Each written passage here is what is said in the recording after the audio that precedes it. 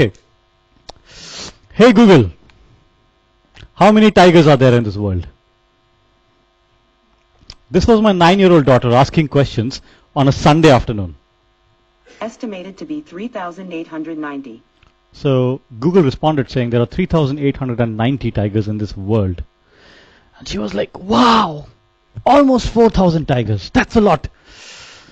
So I thought, let's build some perspective, right? So I said, this time I said, hey Google, how many people or what's the population of Switzerland? And don't ask me why Switzerland. I just chose Switzerland.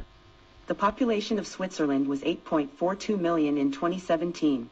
So 8.4 million people living in Switzerland in 2017, right? And then she went, oh wow, that's a lot. 4,000 tigers in the world, but 8 million people in a country? That's just too much. And then I said, hey, I'm an Indian. I can build better perspective than that.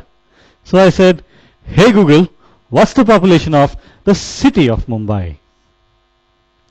21.3 million. So 21 million in a city, 8 million in a country, and 4,000 of a species. So that gave her a very good idea about magnitudes of numbers and definitely taught her about population density. So needless to say, she's a little anxious. We're supposed to go down to Mumbai in this December. She's like, oh, these 21 million people, I'll bump into all of them. No. So, but the reason I talked about this just now is to show you how ingrained are digital products, how digital products, how much they are a part of our daily lives. So these connected devices, these digital products, so be it education stuff, right? Asking population, for example, be it productivity, or be it entertainment. These are some of these use cases. How many of you have a Google Home in your living rooms? Is Google Home available in Belgrade? Any of you have Google Homes? Alexas? No, seriously not? Okay.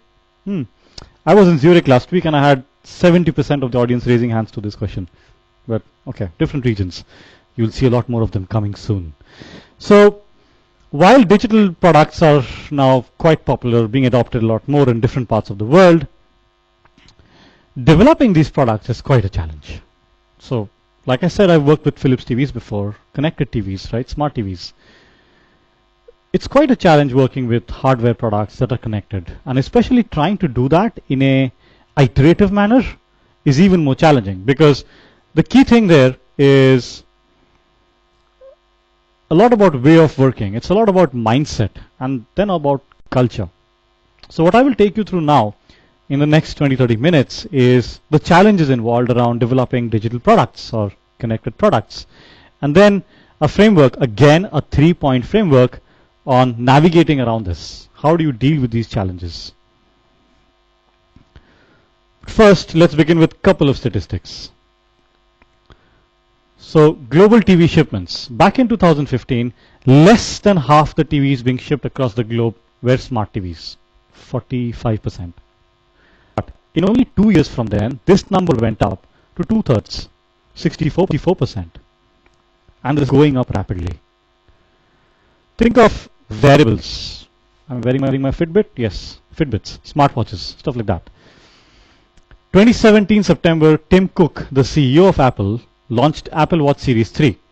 And he also revealed that Apple was at that point the #1 watchmaker in this world, displacing Rolex, the Swiss watchmaker.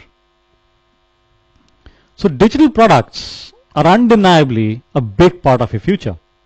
Connected set-top boxes, smart home automation, you have smart TVs, the Internet of Things. I mean, I didn't even bother writing what goes under Internet of Things. You're just even scratching the top of the surface. Just too many applications around this. So like I said, I've had some experience working with connected digital products. So I'm not going to introduce myself again, but what I will tell you here is, over these years, while working with digital products, the one key learning that I've had about digital products or connected devices is they're different, period. They're different compared to pure software products that some of you might be used to working with, and they're very different compared to the traditional hardware products that we are typically used to. So what I will share now with you is the key characteristics of these digital products and how those impact in terms of creating challenges when developing these products. So end users, when they work with digital products, Google Home, for example, they expect a smart interaction, right? And smart is characterized by speed. It is characterized by intuitiveness, how intuitive it is. Nowadays, it starts to be characterized by personalization and definitely connectivity. It has to be connected. And all of these characteristics definitely then impact the overall user experience that you have with connected devices. Now, on the other side, there is challenges on developing these. So what happens because of this overall user experience that is relevant for connected devices? What kind of challenges do you see? So I've listed out some of the key challenges involved here. So the first is investing in manufacturing these connected devices is a bit like gambling, only not in a casino. Because there is a lot of risk involved in this additional investment, which is tied to the success or the failure of the product. You don't know what's going to happen. And unlike pure software products, this additional investment is because of that very hardware, physical hardware nature of these products. It just is there. Nothing can be done about them. The second challenge is constantly changing requirements. And there are two main drivers for this. One is consumer preferences. That just changes. And the second is an intense competitive landscape. So competition pushing new features down into the market. What that does is changes the expectation of the value chain. So that, for example, the retailers, the intermediaries, the customers, changes their expectation, and then you as the business have to adapt your roadmaps to accommodate those requirements. Unlike traditional software, connected devices have what is called variable costs. So with every additional hardware unit being manufactured, there is a cost of goods sold. So the unit economics that you have as a product manager that you need to deal with for hardware connected products is very different compared to pure software products. And when it comes to developing these products, this seems to happen literally at a snail's pace. I mean, I've been working with TVs, we had experienced 18 to 24 months of development timelines for a complete TV set. That's that long. And there are mainly reasons for this. One is you need to reserve time slots in production lines, in manufacturing lines to manufacture them, right? Then there is, well, we're used to a traditional linear development process. There's that. And then there is lead times in supply chain because of components that need to be sourced or the cover of the box that needs to be sourced from someone. All of these things. All of these things and eventually end up eating time into your development timelines.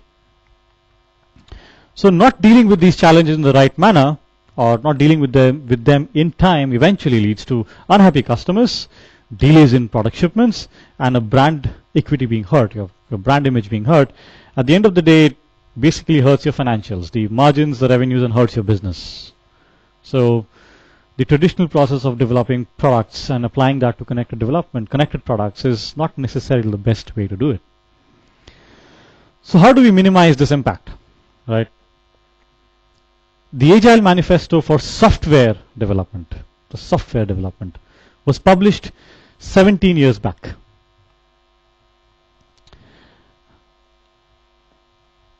And then over the years, the adoption has increased, and we've seen that typically studies indicate that Agile projects have a higher success rate compared to traditional linear projects. Well, that's something that studies have shown. So can we look at, so we know that digital devices are the future, digital products are the future, they are going to be there will be tons and tons of them. And then we know that on the other side, Agile product development methods give a higher success rate. Can we draw some inspirations from this and apply it to the product development methods? So in the experiences that I've had, the three key learnings that I've basically taken out from this and thought of just putting them out here directly one by one. So the first is that rethinking your prototyping of your digital products can substantially speed up your development timelines, can increase the speed of going to market. That decisions of platforms of your connected products are business critical. They can make or break your business. And digital products are connected, there is room for changing the entire game of prioritization. It can be done differently. So I present now a framework, 3 points, which ties into each of them. So let's start with the first one, prototyping. So when I say prototyping, right, different people have different thoughts. For some, it's a 3D model made out of plaster of Paris, right? For some, it would be copper wires with printed circuit boards. That used to be my thing back in the day. And then for some, it could be crude applications that you're creating for end user testing, and then wireframes, design guide, interaction designs, and all of that. So what's new here, right? You do prototyping on all these layers. That's been around for a while. The novelty here is digital products being what they are, you have to expand the scope of prototyping beyond the one. You have to look at all the areas. And there are ways to do that. So the novelty is really about expanding the scope of prototyping beyond one area. So we'll get into the details, but first ask yourself, why prototype? Why, really? Why? Right? You look at Agile. We're Agile, so we prototype. Why prototype? The objective of prototyping should be to learn, to get actionable insights, to learn, evolve your products, especially involving the customer. So kind of, you see the threads from the previous presentation coming in. You have to involve the customer when you're doing a prototyping. How did we do this in Philips TVs? I remember. So 4 times in the year, we invited our customers, the retailers. Those were our customers, right? We invited retailers from all across the globe under one roof. And then we showed them the product range for next year. We showed them a line of several TVs. This is the product range for next year. Look at the metallic stands, the gloss finish, the matte finish, and all of that. We showed them a line of products saying, look at the software features. This feature does that does that, and this feature has that kind of value. And all of this was being done to get feedback, actionable insights, so that we can influence the roadmap. All of this before we commit to larger investments, right? Designing a TV takes 18 to 24 months to plan out everything. So we call the customers 4 times a year, evolve this eventually, and then be ready for mass productions.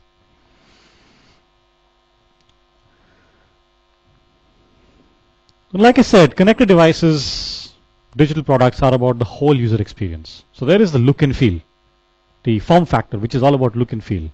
Then there is the hardware, which is an enabler under the hood. It delivers the performance of the device. And then there is software, which is an interface between the product and the user. So you have to make sure that you prototype in all these 3 different areas, right? Let me take an example, and since I'm in Belgrade, let's speak about Tesla, right? So Tesla is one of the interesting ones here. Now Tesla has revolutionized the electric car market. What they've done different compared to traditional car makers. Traditional car makers always focused on the physical design, the body of the car. Look how nice it looks, right? Or they only looked at the super great performance under the hood.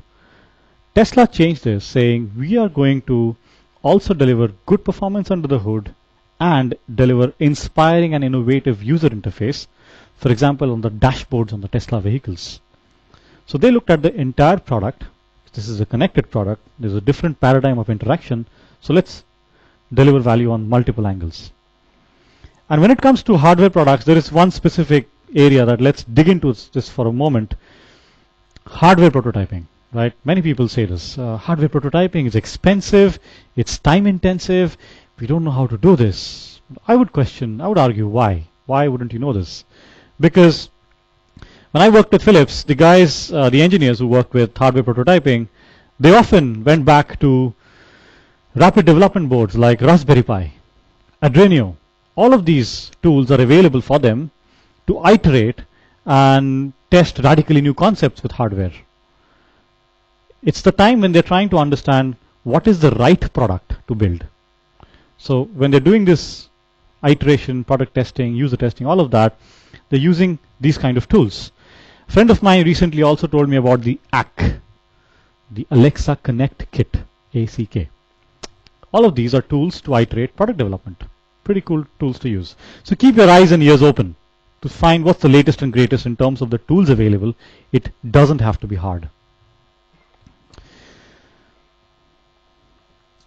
While you're taking feedback from your customers on prototyping, you're doing the prototyping on multiple layers.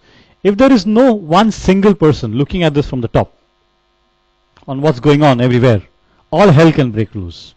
So you need one champion who upholds the overall brand philosophy maybe, or ensures that there is a consistency in the different areas that is being prototyped. Someone who looks at how this ties together.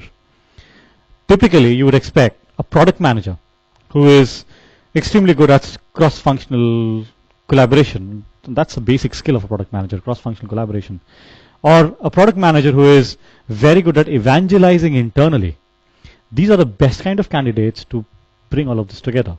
So acknowledge the fact that you need to prototype on A, B, and C, these three multiple areas, that you need to have an open channel of communication between these teams, and maybe organize decision meetings to reach to common goals of prototyping across all these areas.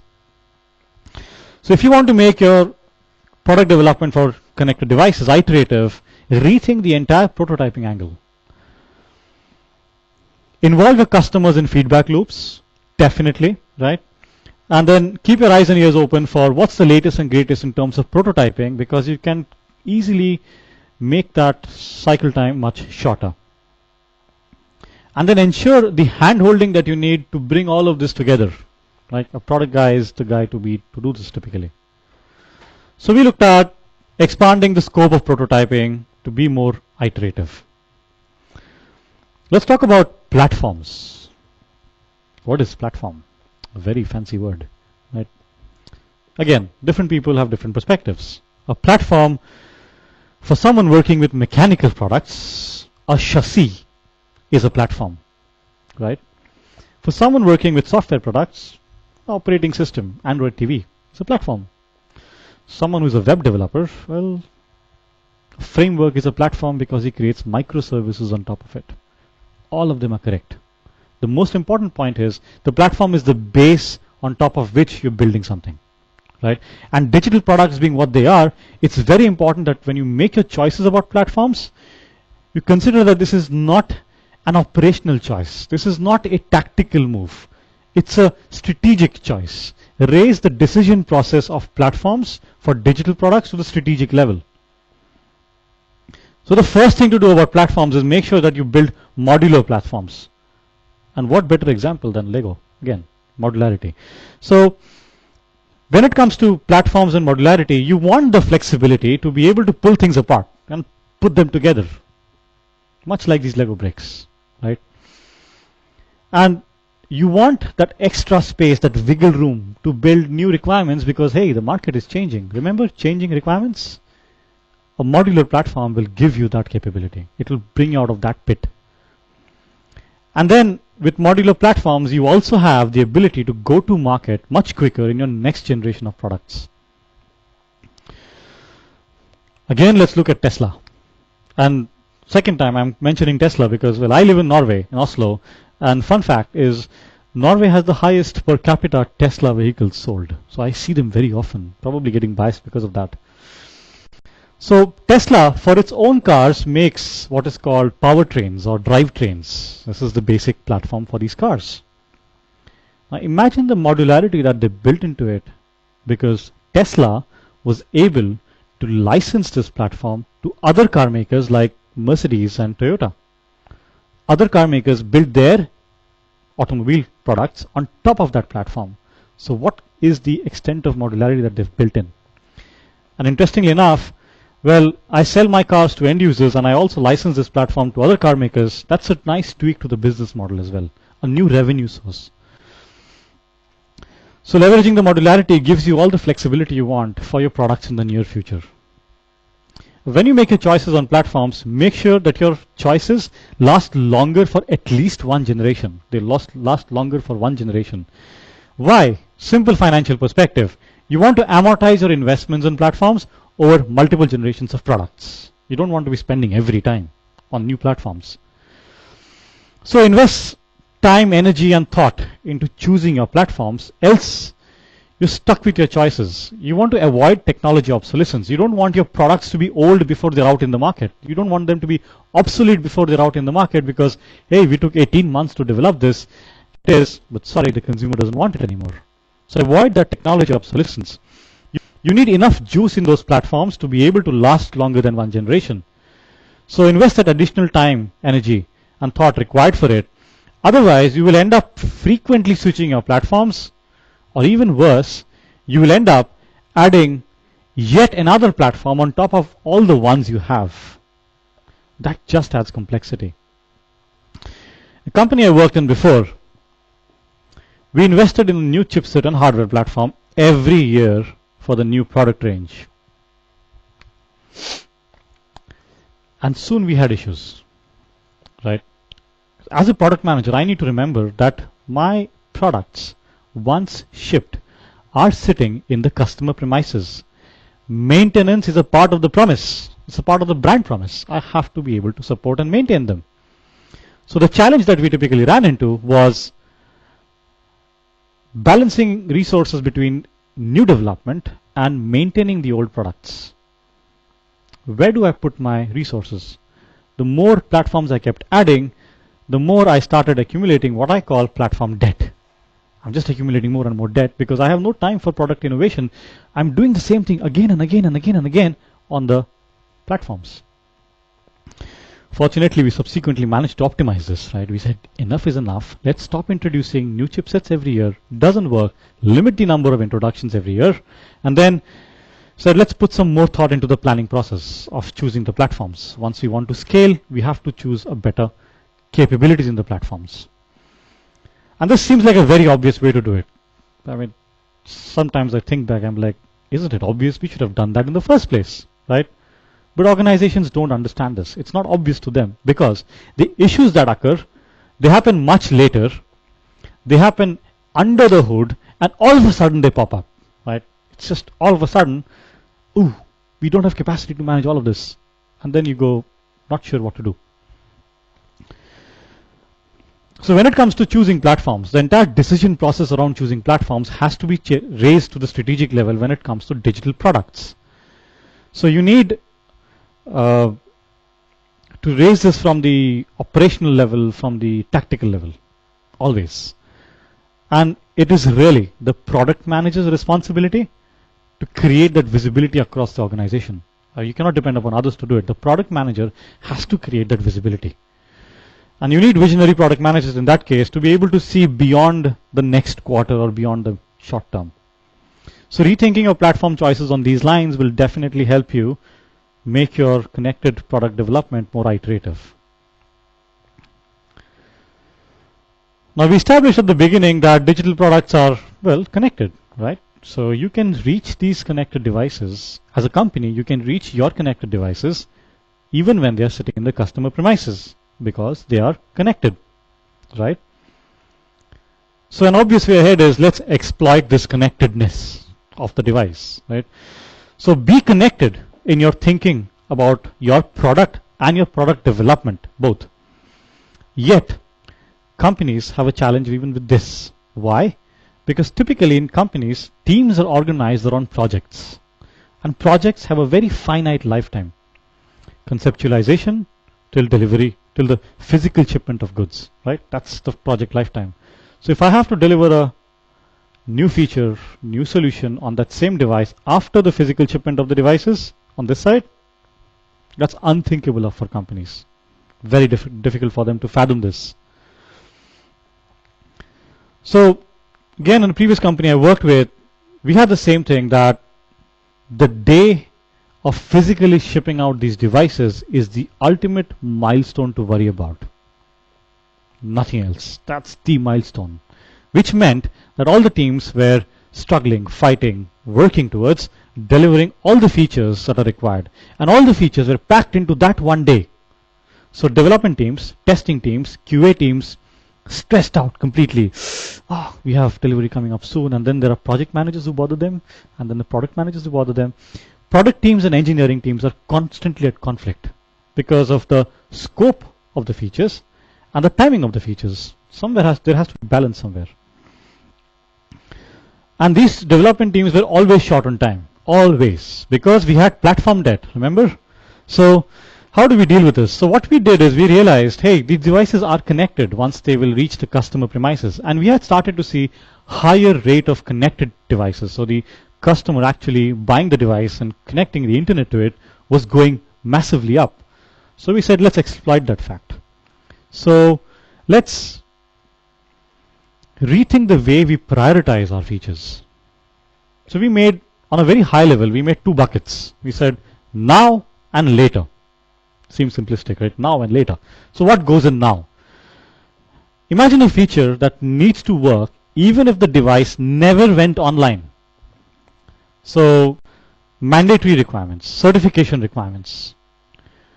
If I talk about a TV, you expect the TV to pull it out of the box, connect the cable to it, tune it, and it should work, right? Internet is not necessarily required. So those are the kind of things you would expect in now, which means that these kind of features need to have a certain acceptable level of maturity on the day these devices are being shipped from the warehouse. That's it. And then we thought about what goes in later. So imagine features that will work only if the device is connected, which means you could deliver these initially at a certain lower level of maturity and then later on upgrade them when adoption goes up, consumers start to use them a bit more. So this is a very early and high level kind of a prioritization that was done, but it did wonders because the stress levels in the teams just went down like that. And the second was quite a side effect. We actually managed to weed out many features that we initially thought were important, but were not. That could have easily been not done. So that made us prioritize a bit more rigorously than before. Again, an example in the industry is Tesla. Which car maker have you heard delivers software updates over the air to its end users? Tesla does that. Like there was recently something around assisted driving.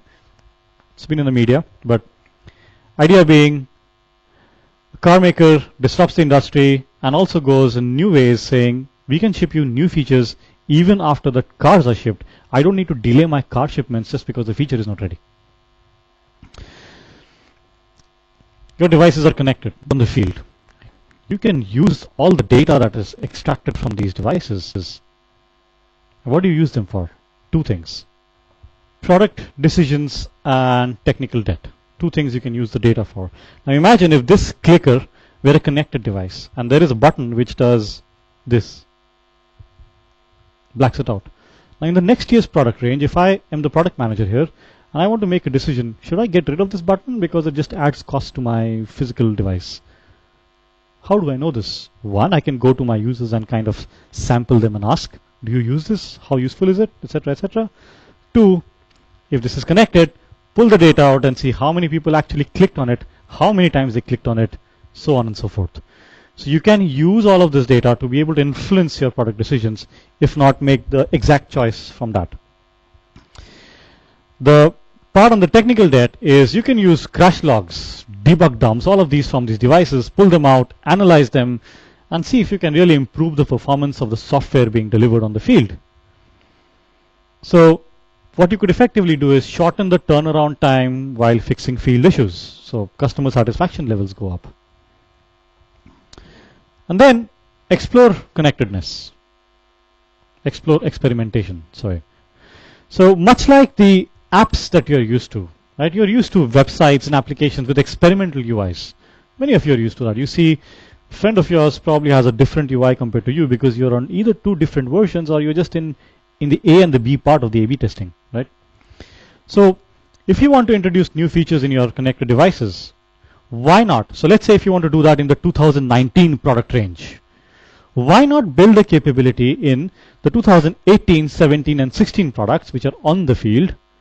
Why not build the capabilities in these to test this feature in a certain closed cohort of users? Exactly like you do with applications and websites.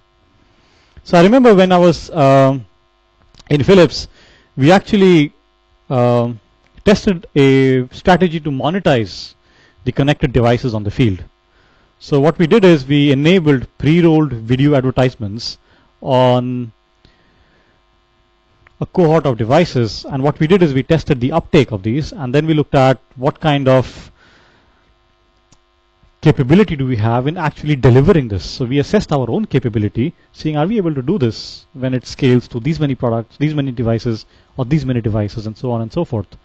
So be bold and experiment, right? Because your devices are connected at the end of the day. So when it comes to being connected, exploit this connectedness, rethink your prioritization game, leverage the field data that you have, and encourage experimentation. So we established basically at the beginning how digital products are privileged, I like to say. They're privileged because they have their own set of problems and their own characteristics. So there is a completely different mantra of user experience, a different way of designing user experience. There is need for upfront investments, changing requirements, variable costs, and a long time to market, snail's pace. So if you were to revisit these 3 key learnings that basically seem to work pretty well, if you use this as the starting point for the framework, you rethink your prototyping, you elevate the platform choice decision making to a strategic level, and then you change the entire rules of prioritization because your devices are connected at the end of the day. So if you look at the opening topic and try to answer how do you achieve iterative product development for connected devices, it's basically this 3, because this helps you lower the level of upfront investments that you need when you're trying to build the right product. It helps you to gain the flexibility with changing requirements, and it helps you reduce the time to market for your next generation product ranges. So you can build a better product or build the right product through constant learning through the different processes, and then you build the product right when you want to scale it by de-stressing the teams and optimizing your organization.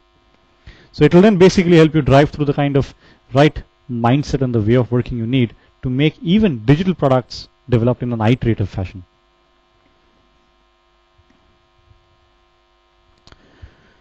With that, I'd like to thank you for your time and attention.